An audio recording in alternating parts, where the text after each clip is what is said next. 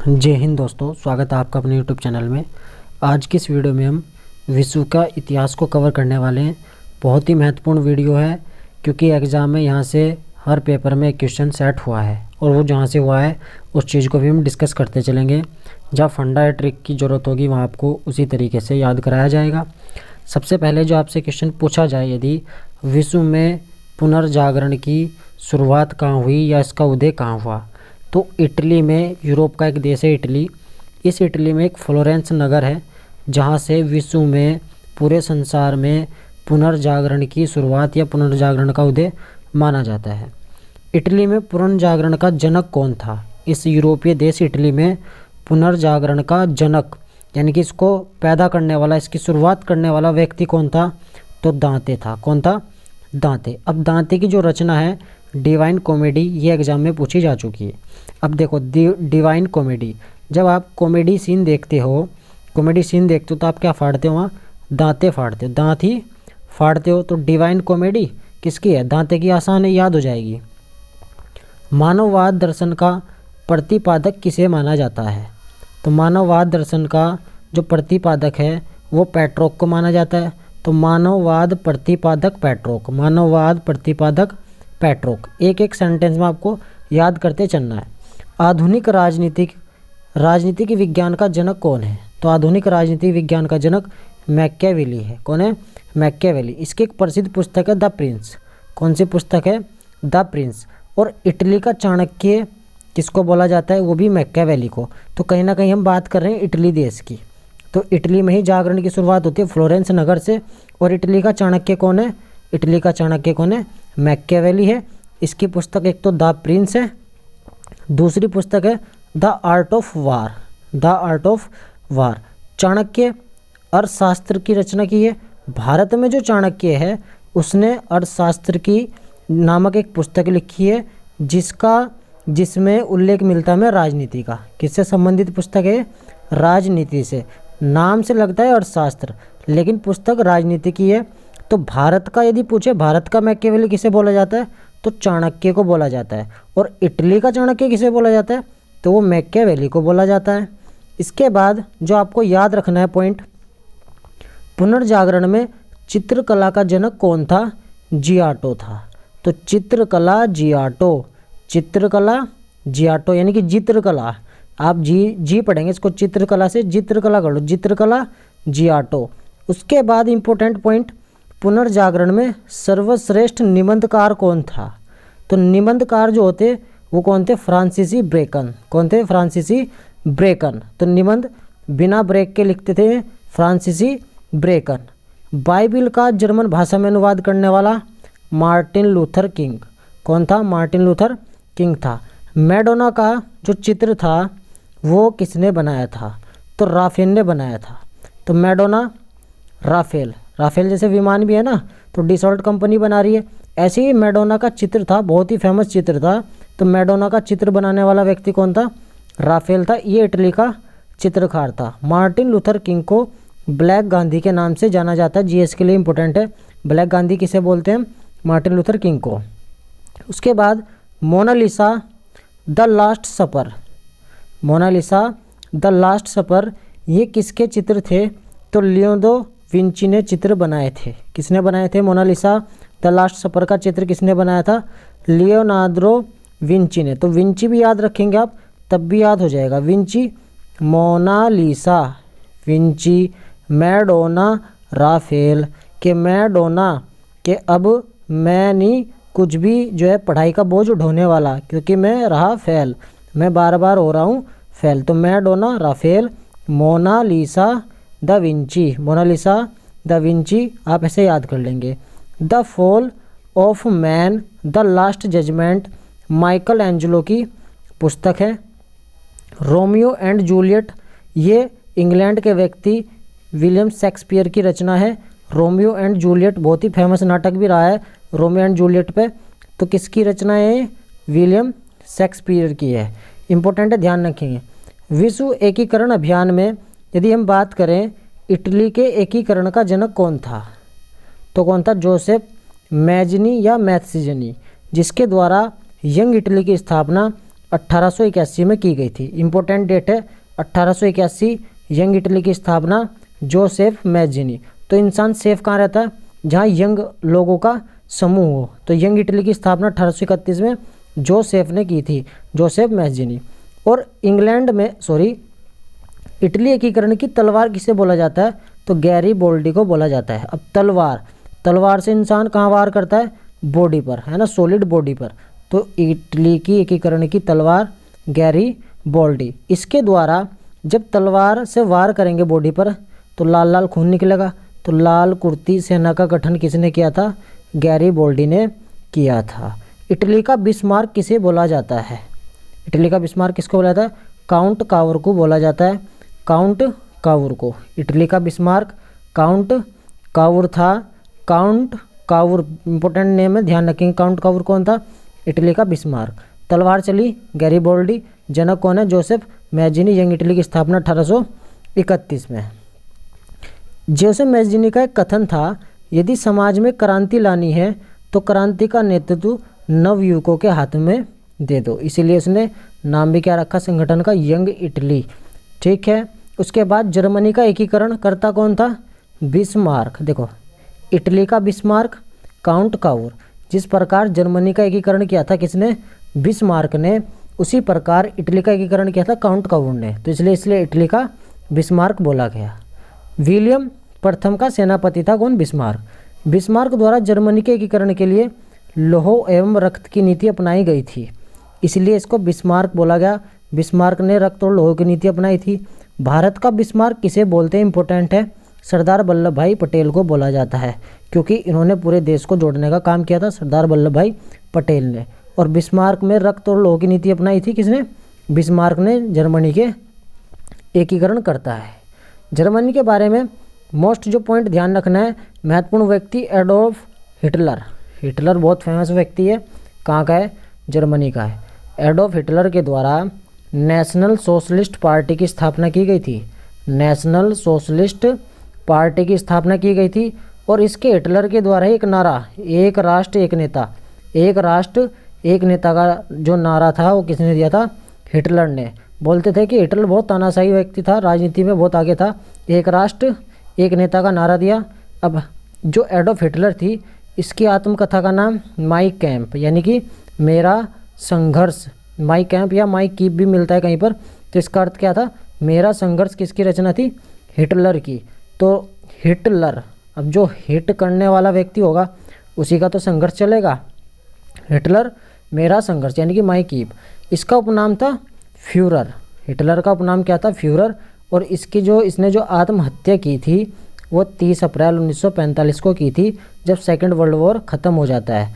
1939 से शुरू होता है, 1945 में ख़त्म हो जाता है। तो उस टाइम ये अपनी आत्महत्या कर लेता है।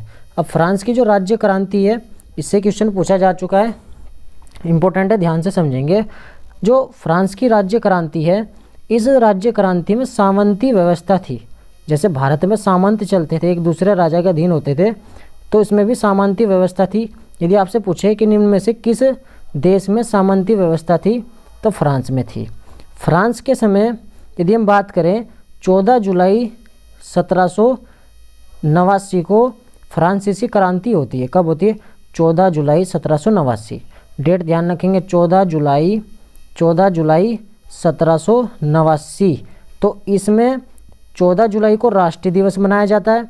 इसी टाइम क्रांति के समय फ्रांस में कौन थे? लुई 16वें का शासन चल रहा था। लुई 16वें का शासन था। और फ्रांस के द्वारा गणतंत्र की घोषणा 1848 में की गई। देखो यहाँ पे तो इन्होंने क्रांति स्टार्ट हुई है फ्रांस की, और फ्रांस गणतंत्र कब होगा? 1848 में जाके ये गणतंत्र हो जाएगा। इसी के समय यदि हम बात करें, लुई 16वें के समय तो ये क्रांति शुरू होती है। लुई जो 14वें थे, लुई 14वें ने जो है नारा दिया था, मैं ही राज्य हूँ, मेरे शब्द ही कानून। तो आपसे पूछ सकता है कोटेशन में, मैं ही राज्य हूँ, मेरे शब्द ही कानून किस व्यक्ति के कथन थे? तो लुई 14वें के कथन थे ये। अब मैं ही राज्य, सारी बात यही करेगा। तो लुई 14वें, तो 14 समझ सकते हो कि 14 वाली कंडीशन में क्या हो जाएगा इसके साथ 14। अब लुई 16वें के समय फ्रांसीसी क्रांति हुई थी। अब यदि आपसे पूछे फ्रांसीसी क्रांति के सूत्रधार कौन कौन थे? Rousseau, Voltaire, Montesquieu. Rousseau, Voltaire, Montesquieu, ये तीनों व्यक्ति फ्रांसीसी क्रांति के सूत्रधार थे। इसी को लेकर एक क्वेश्चन बना था, 100 चूहों की अपेक्षा एक शेर का शासन उत्तम है। ये किसने कहा था? चर्च विरोधी वाल्टेयर ने। तो उसने क्वेश्चन यही बनाया कि निम्न में से कौन सा व्यक्ति चर्च विरोधी था? तो चर्च विरोधी कौन था? वाल्टेयर था। चर्च विरोधी व्यक्ति कौन था? वाल्टेयर था। यह आपके एग्जाम में क्वेश्चन बन चुका है। इसके द्वारा पुस्तक लिखी गई letters on English. Letters on English किसके द्वारा लिखी गई पुस्तक है? वाल्टेयर के द्वारा लिखी गई पुस्तक है। कानून की आत्मा किसकी पुस्तक है? मोंटेस्क्यू की। तो जो मौत हो जाती है ना, मौत ऐसे लिखते हैं ना, मौत, तो मोंटेस्क्यू कानून की आत्मा, तो उसकी आत्मा निकल के भाग जाती है जब मौत हो जाती है, तो ऐसे ध्यान रख सकते हैं, कानून की आत्मा मोंटेस्क्यू। सोशल कॉन्ट्रैक्ट पुस्तक के लेखक रूसो। तो जब सोशल कॉन्ट्रैक्ट चलता है ना, सोशल कॉन्ट्रैक्ट चलता है तो उसमें इंसान सबसे ज़्यादा क्या रहता है? रूस रहता है, रूसो रहता है, रूसा हुआ रहता है। माप तोल की दशमलव प्रणाली की शुरुआत किस देश में हुई? तो फ्रांस में। माप तोल की दशमलव प्रणाली, तो इंसान जब माप तोल करता है तो उस पर जब डिजिट आती है ना, तो इंसान फंसता कहाँ है? दशमलव में फंसता है। क्या होता है? फंसता है फ्रांस, फंसता है फ्रांस, दशमलव में फंसता है। आधुनिक फ्रांस का निर्माता किसको बोला जाता है? नेपोलियन बोनापार्ट को आधुनिक फ्रांस का निर्माता बोला जाता है। 15 अगस्त 1769 को कोर्सियो द्वीप पर इसका जो है जन्म हुआ था। उसके बाद इंग्लैंड को बणियों का देश किसने कहा है? तो किसने कहा है? नेपोलियन बोनापार्ट ने कहा था। किसको? इंग्लैंड को बणियों का देश। डायरेक्ट क्वेश्चन आपसे पूछ सकता है, निम्न में से किस देश को बणियों का देश बोला जाता है? तो किसे बोला जाता है? इंग्लैंड को। कहने वाला व्यक्ति कौन था? Napoleon Bonaparte. तो ज़्यादा बन के रहते ना इंग्लैंड वाले, तो ज़्यादा बन के रहते थे, तो बणियों का देश इंग्लैंड। और किसने बोला है? नेपोलियन ने बोला है। वाटरलू का युद्ध कब हुआ था? इंपॉर्टेंट है, वाटरलू का युद्ध 18 जून 1815। 18 जून 1815, आप डेट ध्यान रखेंगे, 18 जून 1815 वाटरलू का युद्ध। इस वाटरलू के युद्ध में नेपोलियन की हार होती है और मिस्र जो राष्ट्र थे वो जीत जाते हैं। नेपोलियन बोनापार्ट के द्वारा बैंक ऑफ फ्रांस की स्थापना कब की गई थी? तो कंप्लीट 1800 ईस्वी में इसके द्वारा बैंक ऑफ फ्रांस की स्थापना की गई। इसको महाद्वीपीय व्यवस्था का सूत्रपातकर्ता भी बोला जाता है, नेपोलियन बोनापार्ट को। किसको? महाद्वीपीय व्यवस्था का सूत्रपातकर्ता कौन है? नेपोलियन बोनापार्ट है। नेपोलियन बोनापार्ट है। नेपोलियन बोनापार्ट की मृत्यु कब होती है? 1821 में सेंट हेलेना द्वीप पर इसकी मृत्यु हो जाती है। किसकी? नेपोलियन बोनापार्ट की।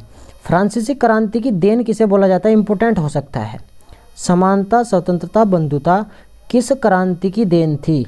तो फ्रांसीसी क्रांति की देन थी, जो 14 जुलाई 1789 को हुई थी। 14 जुलाई 1789 को लुई 16वें के समय। ठीक है, ध्यान रखेंगे। 1821 में नेपोलियन बोनापार्ट चल बसे। फ्रांसीसी क्रांति की देन समानता, स्वतंत्रता और बंधुता। सप्तवर्षीय युद्ध कब से कब तक और किन देशों के बीच लड़ा गया? सप्तवर्षीय यानी कि 7 वर्षों तक चला। 1756 7 वर्षीय युद्ध था। देखो 17 आ गया ना, 1756 से 7 जोड़ो, 1763 तक ये युद्ध चलता है। और किन के मध्य चलता है? अब सप्तवर्षीय युद्ध फ्रांसीसी में लिखा हुआ है, तो एक तो फ्रांस होगा और दूसरा व्यक्ति कौन था इसमें? दूसरा देश कौन था? इंग्लैंड। तो इंग्लैंड वाले भी सप्तवर्षीय युद्ध में भाग लेते हैं, दोनों देशों के बीच हुआ था। फ्रांसीसी गणराज्य क्रांति का प्रतीक चिन्ह क्या था? तो मैरियोन की जो प्रतिमा थी, ये फ्रांसीसी गणराज्य का प्रतीक चिन्ह थी। इंपॉर्टेंट हो सकता है बिल्कुल, डायरेक्ट क्वेश्चन बने। फ्रांसीसी गणराज्य क्रांति का प्रतीक चिन्ह क्या थी? मैरियोना की प्रतिमा थी। सैरजेवा का युद्ध कब हुआ था? 1866 में। सैरजेवा 66 में, 1866 में। पर्सा के सामने इस युद्ध में ऑस्ट्रिया का समर्पण हो गया था। यदि आपसे क्वेश्चन नेक्स्ट पूछे, नेपोलियन किस युद्ध में अंग्रेजी जहाजी बेड़ों के नायक नेल्सन के हाथों बुरी तरह से पराजित हुआ था? देखो सप्तवर्षीय युद्ध बता दिया, इसमें 7 वर्षों तक चला, इंग्लैंड फ्रांस के मध्य। उसके बाद वाटरलू बताया आपको 1815 में हुआ। सूडान का युद्ध ये आपका अलग था। सूडान के युद्ध में जो है जर्मनी का एकीकरण का जो है संभव हो पाया था। किस युद्ध के बाद? सूडान के युद्ध के बाद। तो जो नील नदी का युद्ध था इस युद्ध में नेपोलियन को नेल्सन ने हराया था। नील नदी का युद्ध, नेपोलियन को नेल्सन ने हराया। तो ट्रिपल एन ध्यान रखेंगे आप इसमें। उसके बाद टेले व तीथे क्या थे? फ्रांसीसी क्रांति में यदि आपसे पूछे टेले व टीथे क्या थे, तो एक प्रकार के टैक्स थे। क्या थे? एक प्रकार के टैक्स थे। टीथे एक भूमिकर था,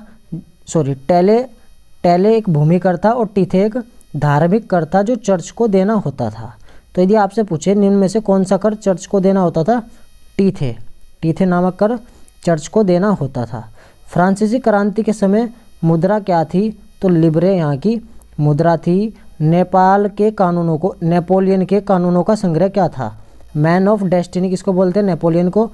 और नेपोलियन के कानूनों का संग्रह किसे बोला जाता था? नेपोलियन का कोड। यानी कि नेपोलियन के कानूनों का संग्रह क्या कहलाता था? नेपोलियन का कोड कहलाता था। यह 1804 की नागरिक संहिता का संबंध किससे है? तो 1804 की नागरिक संहिता किससे संबंधित है? नेपोलियन से संबंधित है। मैन ऑफ डेस्टिनी किसको बोलते हैं? नेपोलियन को बोला जाता है। नेक्स्ट दोस्तों, इंग्लैंड की गौरवपूर्ण क्रांति। इंग्लैंड की गौरवपूर्ण क्रांति की शुरुआत जो स्टार्ट होती है वो इंग्लैंड में गृह युद्ध के कारण होती है। तो इंग्लैंड में जो गृह युद्ध की शुरुआत होती है वो 1662 में हुई, जो 7 वर्षों तक चलते थे। यदि आपसे पूछे कि इंग्लैंड में गृह युद्ध के समय इंग्लैंड का शासक कौन था? चार्ल्स प्रथम था। तो गृह युद्ध कब चले? चार्ल्स प्रथम के समय चले थे। उस समय इंग्लैंड की जनता 2 भागों में बट जाती है। एक तो राजा के समर्थक हो जाते हैं, एक संसद के समर्थक। राजा के समर्थक कैवेलियर कहलाए और संसद के समर्थक राउंड हेडरस कहलाए। क्या कहलाए? राउंड हेडरस। तो इंग्लैंड की जो गौरवपूर्ण क्रांति होती है वो 1688 में होती है, जेम्स सेकंड के समय। तो जेम्स सेकंड जैसे 8 2 बार 8 आ रहा है, तो जेम्स सेकंड के समय इंग्लैंड की गौरवपूर्ण क्रांति होती है। इसी को रक्तहीन क्रांति भी कहा जाता है।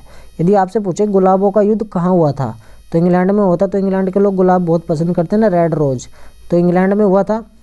उसके बाद यदि पूछे महारानी एलिजाबेथ का संबंध किस वंश से था, तो ट्यूडर वंश। आपको ध्यान रखना इंपॉर्टेंट है, ट्यूडर वंश से महारानी एलिजाबेथ का संबंध था। औद्योगिक क्रांति की शुरुआत कब होती है और कहाँ होती है? इंग्लैंड में होती है। और इसकी शुरुआत किस उद्योग से होती है? सूती कपड़ा उद्योग से होती है। सूती कपड़ा उद्योग से औद्योगिक क्रांति की शुरुआत होती है।